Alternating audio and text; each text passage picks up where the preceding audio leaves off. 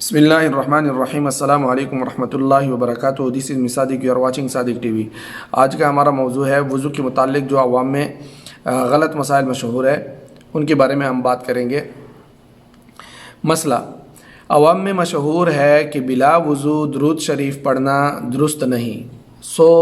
یہ بات بالکل غلط ہے، بلکہ قرآن مجید کو بھی بلا وضو پڑھنا درست ہے، البتہ قرآن پاک کو بلا وضو ہاتھ لگانا درست نہیں۔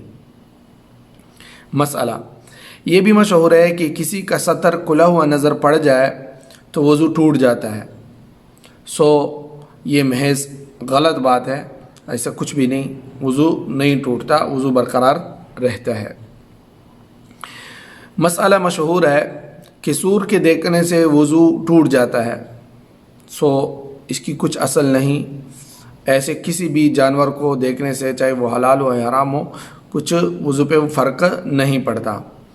مسئلہ مشہور ہے کہ استنجا کے بچے ہوئے پانی سے وضو نہیں کرنا چاہیے۔ یہ محض غلط بات ہے، یعنی آپ نے لوٹا سے ابھی استنجا کیا اور اس میں پانی باقی ہے تو اب وہ وضو کے لیے بالکل صحیح ہے، کوئی ایسی بات نہیں، اس سے وضو کر سکتے ہیں۔ مسئلہ بعض لوگ کہتے ہیں کہ جس وضو سے جنازہ کی نماز پڑھی ہو اس سے پنجگانہ نمازوں میں سے کوئی نماز نہ پڑھے۔ یہ بھی محض غلط بات ہے۔ آپ وضو سے ہر قسم کی عبادت کر سکتے ہیں، جنازہ کی نماز پڑھ سکتے ہیں، فرض نماز پڑھ سکتے ہیں، نفل پڑھ سکتے ہیں، تلاوت کر سکتے ہیں، سب کچھ کر سکتے ہیں۔ مسئلہ بعض عوام کہتے ہیں کہ اگر پانی میں ناخن ٹوٹ جائے تو اس کا استعمال کرنا مکروہ ہے۔ یہ محض غلط بات ہے۔ ناخن کوئی نجس اور ناپاک چیز نہیں ہے، وہ آپ کے بدن کا حصہ ہے۔ البتہ اگر ناخن میں میل جمع ہو تو اس کو برتنا یعنی رہنے دینا نظافت اور صفائی کے خلاف ہے، وہ میل کو صاف کر دینا چاہیے، یہ اچھی بات نہیں۔ مسئلہ بعض عورتیں سمجھتی ہیں کہ باہر پھرنے سے وضو ٹوٹ جاتا ہے۔ یہ محض غلط بات ہے، البتہ بے ضرورت باہر نکلنا برا ہے اور بہت برا ہے۔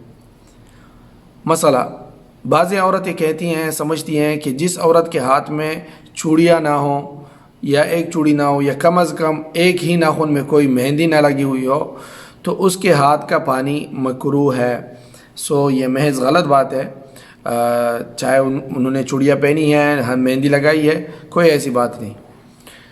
مسئلہ بہت مشہور ہے کہ جھوٹا پانی کڑے ہو کر پینا ثواب سمجھتے ہیں۔ بعض لوگ وضو کر کے پھر باقی پانی کھڑے ہو کر پیتے ہیں۔ اس کی کوئی بھی اصل نہ نظر سے گزری ہے نہ کسی محقق سے سنی ہے۔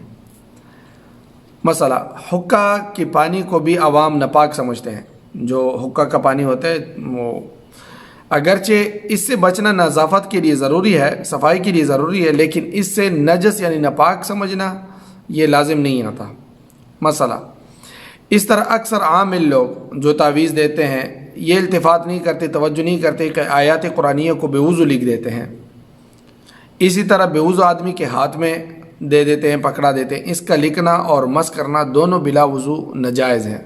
مسئلہ بعض آدمی کپڑے یا تکیہ پر، کوئی کپڑا ہے، تکیہ ہے، سرہانہ ہے، اسی پر تیمم کی ضربیں لگا دیتے ہیں، اگرچہ اس پہ زیادہ غبار نہیں ملتا اس کو، تو یہ بات بالکل درست نہیں۔ اگر اس پہ غبار ہے، گرد غبار زیادہ ہے تو پھر تو ٹھیک ہے، لیکن صرف محض کپڑے پہ ہی تیمم کی ضربیں لگا دینا اور تیمم کرنا اور اس پر کوئی گرد و غبار نہیں تو یہ بالکل درست نہیں، بلکہ ایسی جگہ پہ تیمم کے لیے ضرب لگائے جہاں پہ کوئی گرد و غبار ہو، چاہے وہ شیشہ ہی کیوں نہ ہو، لیکن اس پہ گرد و غبار پڑی ہوئی ہے تو پھر آپ اس پہ کر سکتے ہیں۔ یا مٹی کے جنس میں سے ہو، مٹی کے جنس میں سے کوئی بھی چیز، چاہے وہ دیوار ہے، اینٹ ہے، پتھر ہے، مٹی ہے اور بلاک وغیرہ ہے، کوئی بھی جو زمین کی جنس میں سے ہو اس پہ آپ تیمم کر سکتے ہیں۔ یہ ہے آج کا موضوع۔ کل انشاءاللہ اس کے علاوہ دوسری چیزوں کے بارے میں ہم اس طرح دوسرے مسائل بیان کریں گے۔